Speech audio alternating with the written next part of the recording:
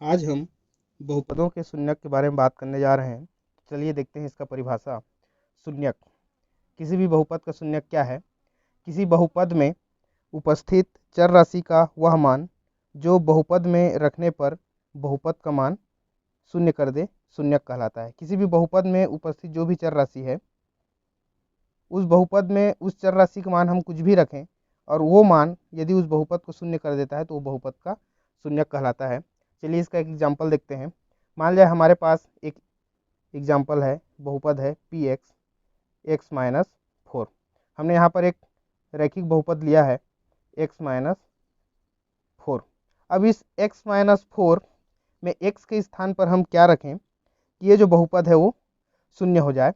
तो इस बहुपद में हमको शून्यक ज्ञात करने के लिए एक स्टेप है, उसको हम करेंगे। शून्यक ज्ञात करने के लिए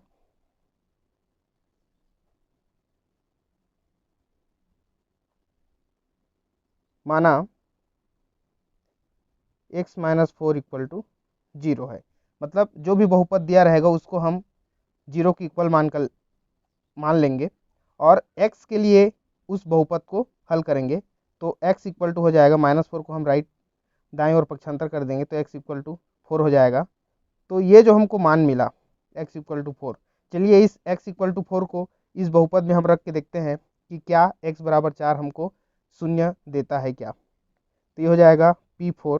तो x की जब हम मान रख देंगे तो चार ऋण चार बराबर हो जाएगा जीरो हो जाएगा। तो इस प्रकार देखिए x की जगह हमने चार रखा और जैसे ही इस बहुपद में हमने x की जगह में चार रखा तो ये मान हमको जीरो प्राप्त होता है। तो ये जो x बराबर चार है इस दिए गए बहुपद का शून्यक कहलाएगा। इसी में एक और एग्जाम्पल की बात करते हैं शून्यक के लिए। मान लिया हमारे पास दिया हुआ है टू एक्स माइनस थ्री, ये हमारा बहुपद है, इसका हमको शून्यक ज्ञात करना है। तो पुनः शून्यक ज्ञात करने के लिए जो दिया गया बहुपद है उसको एक बार हम जीरो की इक्वल मान लेंगे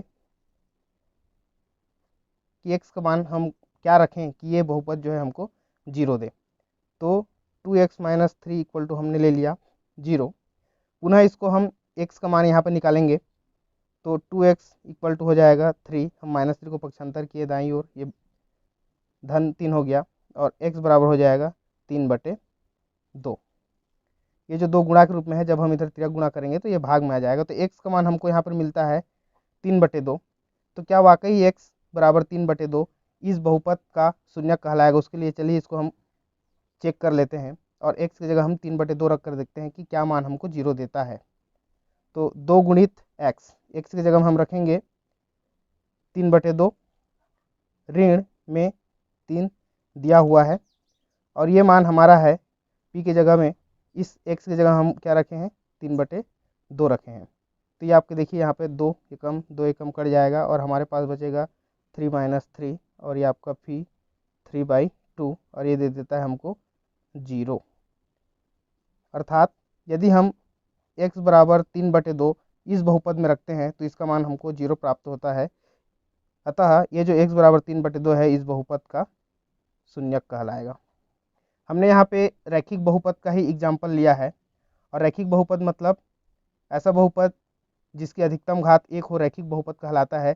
और चूंकि इसका घात बहुपद की घात एक है इसलिए इसका शून्यक हमको एक प्राप्त हुआ। अगला हम देख रहे हैं द्विघातीय बहुपद अर्थात A x square plus B x plus C वाला फॉर्म। ये द्विघातीय बहुपद का व्यापक रूप है, व्यापक रूप। तो इस टाइप का जो बहुपद होगा द्विघातीय बहुपद, उसका हम शून्यक किस प्रकार ज्ञात करें? तो चलिए उसके लिए एक हम एग्जाम्पल लेकर चलते हैं। तो एग्जाम्पल है, माना द्विघातीय बहुपद हमारे पास है x square plus ten x plus 24। इसका हमको शून्यक ज्ञात करना है। तो शून्यक ज्ञात करने के लिए सर्वप्रथम हम लिखेंगे, इसको जीरो के बराबर लिख लेंगे। शून्यक ज्ञात करने के लिए माना P x equal to zero, ये जो बहुपद है इसको हम जीरो के इक्वल कर लेते हैं। अर्थात x square plus ten x plus 24 is equal to 0। ये वाला टर्म जो मैं अभी हल करने जा रहा हूँ इसको हम वर्ग समीकरण में अगले चैप्टर में भी इसका अध्ययन करेंगे। तो सबसे पहले इसको हल करने के लिए हम इसको एक गुणनखंड कर लेते हैं। और गुणनखंड करने के लिए इसके पहले वीडियो में मैं किसी भी द्विघातीय बहुपद का मध्य पद को तोड़कर किस प्रकार गुणनखंड करते हैं मैं बता चुका हूँ। तो एक बार पुनः देखते हैं कि दो संख्याएं हम ऐसा चॉइस करेंगे कि उनका योगफल x के गुणांक के बराबर हो, अर्थात 10 के बराबर हो। और इन्हीं दो संख्याओं को यदि हम गुणा करें तो ये जो तीसरा पद होता है c और एक्स स्क्वायर का गुणांक a के गुणनफल के बराबर हो। और एक्स स्क्वायर गुणांक यहाँ पर 1 है तो ये हो जाएगा 24 एकम 24। तो ऐसी संख्या हमको सोचना है जो जोड़ने पे 10 आए और गुणा करने पे 24 आए। तो वो जो संख्या है वो है 6 धन 4 बराबर 10 और 6 गुणित 4 बराबर 6 चौक 24। तो चलिए इसको लिखने का ढंग किस प्रकार लिखेंगे। एक्स स्क्वायर मध्य पद को हम तोड़ रहे हैं 6 और 4 के रूप में, तो हो जाएगा 6x धन 4x और 24 को लिख सकते हैं हम 6 चौक 24 और बराबर में 0। दो दो की जोड़ी बना लेते हैं गुणनखंड करने के लिए। इन दोनों में x उभयनिष्ठ है, बाहर आ जाएगा। ये हो जाएगा x धन 6 धन इन दोनों में जो कॉमन है वो है 4, हम 4 बाहर निकालेंगे तो यहाँ पर बच जाएगा x धन 6 बराबर 0। इस प्रकार दोनों में x प्लस 6 कॉमन है, बाहर निकाल देंगे x प्लस 6 तो हमारे पास बच जाएगा x धन 4 बराबर 0। इस प्रकार ये जो हमारा बहुपद है x square plus 10x plus 24 उसका गुणनखंड x प्लस 6 into x plus 4 equal to 0 हो गया। अब चूंकि दो संख्याओं का गुणनफल 0 हो रहा है अर्थात x प्लस 6 इक्वल टू 0 होगा या फिर x प्लस 4 इक्वल टू 0 होगा। तो ये हो जाएगा 6 को इधर पक्षांतर करेंगे तो ये ऋण 6 देगा हमको, या यहाँ पे x इक्वल टू पक्षांतर करेंगे तो ऋण 4 देगा। अर्थात x के यहाँ पे हमको दो मान मिल रहा है, x बराबर ऋण 6 और x बराबर ऋण 4। तो ये जो दोनों मान है दिए गए बहुपद x square plus 10x plus 24 का शून्यक कहलाएगा। तो चलिए चेक करके देखते हैं कि क्या x इक्वल टू -6 और ये -4 दिए गए बहुपद का शून्यक है अर्थात 0 देता है क्या। तो हो जाएगा p-6 इक्वल टू हम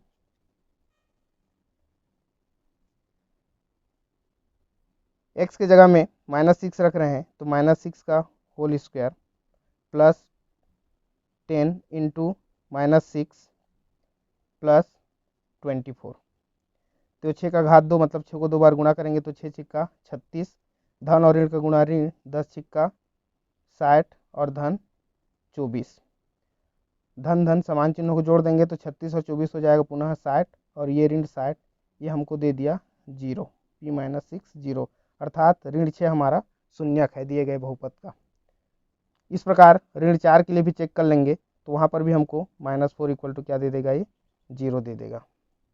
अगला हम बात करेंगे द्विघाती बहुपद ax square bx plus C का गुणनखंड ज्ञात करना यदि हमको उसका शून्यक दिया हो। ध्यान देंगे यहाँ पे जो द्विघाती बहुपद का व्यापक रूप है ax square plus bx plus C, यहाँ पे जो एक्स स्क्वायर गुणांक है a ये कभी भी शून्य के बराबर नहीं होना चाहिए। b या c 0 हो चल सकता है, a जो है कभी भी शून्य नहीं होना चाहिए। यदि a 0 हो जाएगा तो एक्स स्क्वायर वाला पद ही खत्म हो जाएगा, तब यह द्विघाती बहुपद नहीं कहलाएगा। तो चलिए द्विघाती बहुपद ax square plus bx plus C का गुणनखंड कैसे ज्ञात करते हैं। तो माना इसका शून्यक हम अल्फा और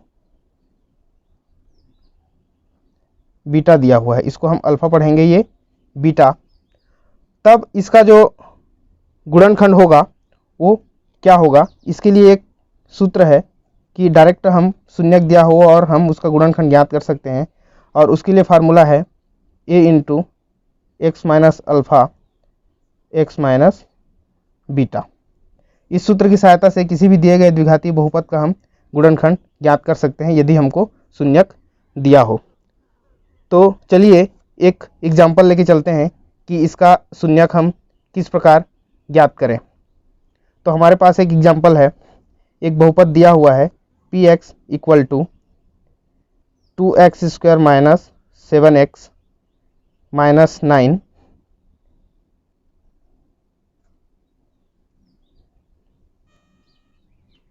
इसका शून्यक हमें दिया हुआ है -1 और 9/2।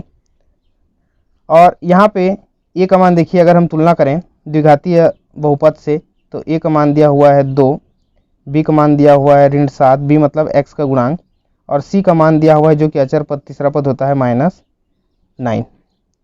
तो सूत्र की सहायता से इसका जो गुणनफल का जो फार्मूला होगा वो होगा a into x minus alpha into x minus beta.